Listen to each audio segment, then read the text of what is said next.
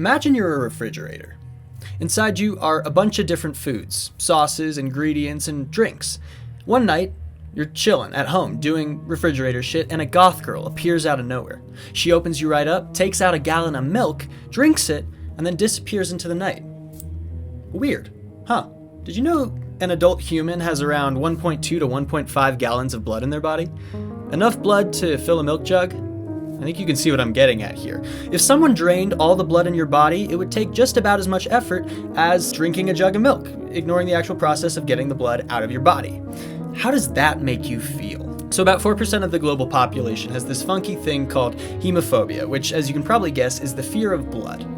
4% of roughly 8 billion is around 320 million, and if you're one of those 320 million, heed my fucking warning, this video is probably not for you. As a horror enjoyer and a growing YouTuber, it's never my goal to make anyone uncomfortable with my content, and I tend not to use very graphic imagery when I'm making these videos, but there's almost 100% chance that this video is going to have images of blood appearing in it, and if that upsets you, here's your warning. Maybe just listen to this one with the screen off if you're that desperate to hear my genius level writing. Anyway, the reason I brought up the milk thing is because I want you to really understand the feeling of having your blood consumed on a large scale. Obviously, it's no one's goal to lose blood in general. That stuff's pretty important, and if you notice a good amount of it leaving your body, there might be some issues you need to address, but I want to take it a step beyond losing it. I want to look at when it's taken. Hearing the term bloodsucker, especially in a horror-centric video essay, it's likely the first image that pops into your head is that of a vampire. Vampires are the prime example of hematophagy in the horror genre. They are wholly defined by the pure fact that they drink blood. But the image that popped into your head is likely different than the image that popped into another person's head, due to the large and varied amount of depictions vampires have received throughout the history of humanity. Different cultures have different versions of the same story, a story about terrifying figures who stalk the night and prey on the living, draining them of their blood. To a conspiracy theorist, this might act as proof that vampires in fact do exist. Otherwise, why would they be depicted in such a similar way across different time periods and geographical locations? I've heard the same argument extended to dragons, and while it's a fun theory to play around with, in reality, like most artistic depictions, the widespread story of vampirism is meant to represent several different ideas through a familiar and entertaining format. The version of vampires that most Americans, like myself, are familiar with is the version cultivated by the Gothic literature movement of the late 1700s into the 1800s. While the concept of an animalistic consumer was very much a part of the zeitgeist already, through mythology and folktales, the idea of a more intelligent predator, one who utilizes position and trickery to feed off a weakling, started to form. A great deal of vampire literature was a thinly veiled criticism of the bourgeoisie, the upper class. Count Dracula exists in this space as an easy example. The fact that he's a count means he has access to a certain amount of wealth and power, and he's depicted as such. He separates himself from the general population, but does break that separation to feed on men. Of course, by applying this to the actual ruling class in any period of time, honestly, the comparison is easy to make. Your employer or leader might not be physically removing the blood from your body, but they may be sucking the life out of you, all the same. With these class-based power dynamics, it can be very apparent when you're being taken advantage of, but there are strange and unavoidable obstacles keeping you from doing anything about it. Where a vampire is a threat because of their power and immortality, an employer is a threat because of their legal team and their control over your livelihood. In the 1700s and 1800s, where religion tended to go hand in hand with morality in the public eye, the most immoral were those who placed themselves above or away from religion. Of course then, a vampire would be terrified or pained by exposure to a crucifix because, to a religious audience, it would be such a clear illustration of how evil that character was. The mixing of these themes creates the picture of a villain who is rich, powerful, and preys on the weak. Comparing the Gothic vampire to the contemporary vampire is a fun game to play, because in modern literature, the vampire as a metaphor has expanded in a lot of different directions. The second most popular vampire of all time literally might be Edward Cullen, and he clearly represents a wildly different concept than Dracula, despite being the same thing. So let's talk about Twilight. You better hold on tight, spider monkey. I have a weird relationship with Twilight. I don't really enjoy the writing or the characters, and yet I find the story very intriguing, and the culture surrounding it even more so. I actually posted a little poll that some of you might have voted in about how you felt about Edward Cullen as a character, and I will post the results here. It was interesting. A lot of you had some interesting comments about your understanding of the character, but a lot of you found him pretty creepy, so that's interesting. Shout out to all the monster fuckers in the audience. I respect the hustle, but it's not for me. Let me ignore that though and try to get into the headspace of Bella. So, in my understanding of the Twilight series, it seems like an idea which takes precedence over the narrative is the idea of imbalanced relationships. When the concept of a romance between Edward and Bella is introduced, the first thing that comes to my mind is, how old is Edward? We know that Bella is 17, a literal minor when she meets Edward, so let me do some quick Googling. What the fuck?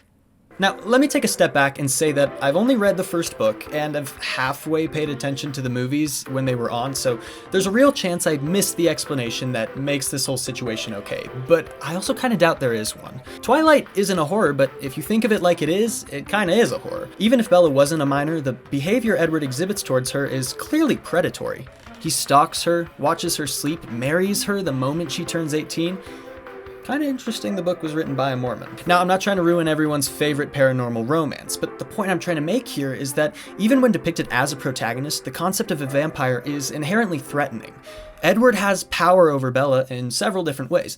He's older than her, stronger than her, has more connections than her, and can literally read the minds of everyone around him except for her.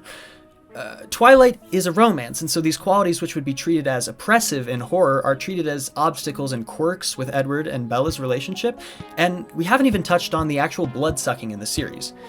And this gets a little spicy, so... The Cullens are as close as vampires can get to vegetarians. They only drink the blood of animals which live in the forest around them, and this fact is super interesting, especially comparing them to classic vampires.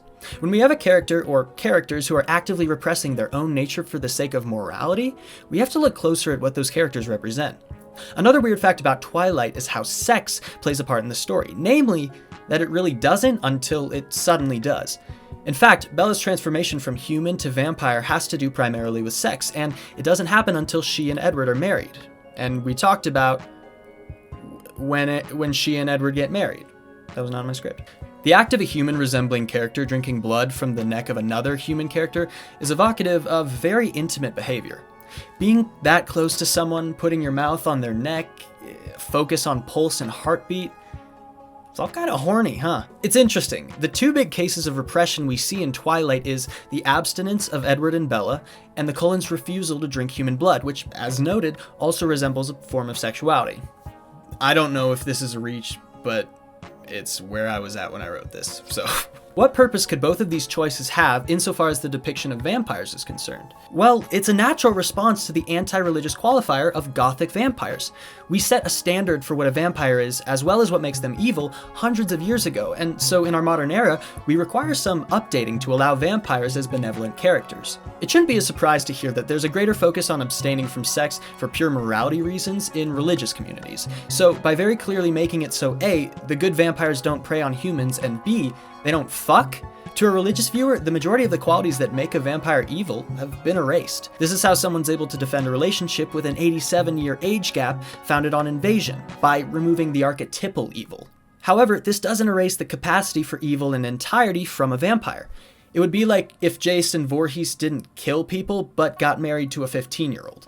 Sure, the evil quality which they are known for has been removed. That singular absence doesn't make his other actions less evil, though. And this is what I mean when I say that Twilight is about imbalanced power dynamics. Because even if it wasn't a book about vampires, it still would be a book about a much older man falling in love with and marrying a much younger woman. It's very interesting how unintentionally Stephanie Meyer happened to fall into one of the ideas that encapsulates our fear of bloodsuckers, namely our powerlessness to them. Humans value freedom and independence more than almost any quality, and a significant part of the bloodsucker mythos is the removal of that quality. So, as a little treat, we get to talk about the Magnus Archives again! At this point, it should be clear that I think the Magnus Archives does horror really well in a lot of different ways. And one of my favorite examples is their specific interpretation of vampires. My girlfriend actually pointed this out to me when she was listening to the show for the first time, and then upon re-listening, I really just loved thinking about it. One thing which we've gotten really good at not thinking about is the humanity of vampires. Sure, they resemble humans, and the argument could be made that they're still humans with vampirism in them. It depends on the mythology in question, but resemblance is not the same thing as being that thing. So, for example, when making a nature documentary, producers will occasionally find sneaky ways to get closer footage of the animals they're recording by designing a camera which resembles a member of that species. The most recent one I saw was a penguin. To all the penguins around the fake, there's nothing wrong because they see that camera as just another penguin. But does that make it a penguin? Of course not. A camera is nothing like a penguin, but when it appears as one, the penguins feel safe and comfortable, mostly because they don't know. Now imagine that the people making this device weren't documentarians, they were hunters, specifically penguin hunters. That's the way vampires work in a lot of their fiction. They look human and act human when necessary, but in reality, are something else. Hell, they even do this in Twilight, but Magnus Archives, as usual, switches things up on us. It tells us that vampires actually are quite different from us in appearance and behavior, but have a really good way of hiding this fact. The vampires in Magnus Archives are barely sentient, it seems. They don't speak, they don't emote, they barely do anything, but they have a form of telepathic manipulation which makes it so when we're around them, we hear what we expect to hear and see what we expect to see. So how is this effective? Part of what makes the original vampires so scary was our understanding that they were intelligent creatures with an active goal and strategic capabilities. Is it still effective to give a vampire the intelligence of a Venus flytrap? Well, a Venus flytrap still catches flies. In reality, it's the trading of one horror for another. The horror of an evil antagonist who's after you specifically for the horror of a terrifying apex predator who's just out for food. Both have genres attached to them, the only difference is intention. In Magnus Archives, the vampires aren't predatory rich people because that's not scary to us the same way anymore. Hate to say it, but we live in a world surrounded by predatory rich people, and while I might have a distaste for them, Elon Musk doesn't intimidate me. What we do suddenly fear these days is each other. The concept of stranger danger emerged in the mid-70s and 80s and developed into the weird antisocial paranoia it is today over time, due to an increased reporting of child abduction cases, as well as a larger focus on the 24-hour news cycle. Suddenly, the threat wasn't the upper class, it was the people next to you on the bus. We live in a world where there's all at once a fixation on knowing everything about everyone around us via social media and background checks and security cameras, but also a deep fear of being seen by people you don't know. So when Magnus introduces the idea of a villain who doesn't actively seek out suffering, but also doesn't have the capacity to care about it, and mixes that with a camouflage technique which is dependent on the victim's own expectations, no one's safe anymore. It's the perfect predator, because you can reason with a human that has a thirst for blood, maybe, but you can't reason with a plant. So vampires, sure, come in a lot of different sizes and shapes, but the crucial element seems to be them having power over you. It's why, at least in America, most people aren't afraid of mosquitoes, even though they do the same thing vampires do. A lot of people die from mosquitoes every year, unfortunately, and much more than die from vampires, and yet we know we can slap a mosquito to death with very little effort. Of course, if that mosquito is carrying a deadly disease, that's another story, but generally, we don't have to worry about them in the same way we do other predators. There's no way to be manipulated by a mosquito, to be mauled by one. In fact, their form of predation is so subtle that we occasionally miss the fact that it's happening to us altogether. Sometimes you look down at your legs and see a bunch of mosquito bites that you didn't feel while they were happening. And yet, everyone fucking hates mosquitoes. They're not the only animal that bite humans, and in fact, barring deadly disease, their bites are some of the least dangerous out of the possibilities. When you get bit by a spider, you immediately Google that spider to see if they're venomous. But when you get bit by a mosquito, you're mostly just annoyed. And yet, if you go onto Google right now and type in, "What is the most hated bug in the world?" mosquitoes comes up, and not black widows. Why is this? My theory is that it's because mosquitoes serve no other purpose. I'll come right out and say it, I don't fuck with spiders, but I can still recognize that they do a good job keeping the other bugs at bay, including mosquitoes. Mosquitoes are the worst because they only do bad shit. Apparently, their value in nature is just as food for other animals, but we don't eat mosquitoes, so to us, their value is nothing. And I actually think you can apply this logic to most bloodsuckers. In general, the more of a drain a vampire is on society, the more we hate them. It's why the original vampires were portrayed as rich and separated. The group that they were a stand-in for were a group known for hoarding wealth, preying on the working class, and doing very little to help the people beneath them. That group and mosquitoes are pretty similar when you rank them by contribution to the planet. Is it any surprise that other blood-sucking myths tend to all center around a certain loss? The chupacabra, another very well-known blood-sucking cryptid, has most of its lore tied to farming. Its name, which translates to goat sucker, pretty literally encapsulates the issue which the creature represents, that it's gonna suck goats. That wouldn't be a huge problem unless you were a goat farmer, and suddenly the chupacabra represents more than just a weird dog that might try to suck your blood. Now it could represent the end of your livelihood. For Puerto Rican farmers in the 90s, a creature like the chupacabra was potentially one of the biggest threats to your safety. Not because it could kill you per se, but because it would kill your livestock and leave you destitute. There's something very disturbing about a creature that eats from another creature but still leaves the body intact. The aptly named vampire bat is creepy as hell, not just because it drinks blood, but because it's so well designed to. A vampire bat almost never kills its prey, which tends to be larger livestock animals. Instead, it just cuts the animal with its teeth and drinks the flowing blood from that cut. This in itself is kinda icky, but what's even ickier is that vampire bats have a chemical in their saliva which is an anticoagulant, meaning that the blood just keeps flowing after they make their bite. That chemical, hilariously, is called Draculin, named after the infamous Stoker character we talked about earlier. Whatever the circumstance, by definition, bloodsuckers take something crucial from you whenever they feed, your literal lifeblood.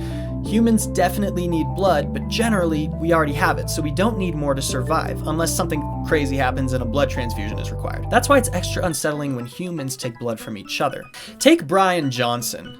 Brian is a 45-year-old millionaire who's using his 17-year-old son's blood to stay young, allegedly. He's doing this through blood transfusion. What the fuck? I'm genuinely delighted to hear that Mr. Johnson is a rich person, because how often do you get to so neatly tie a bow onto one of these things?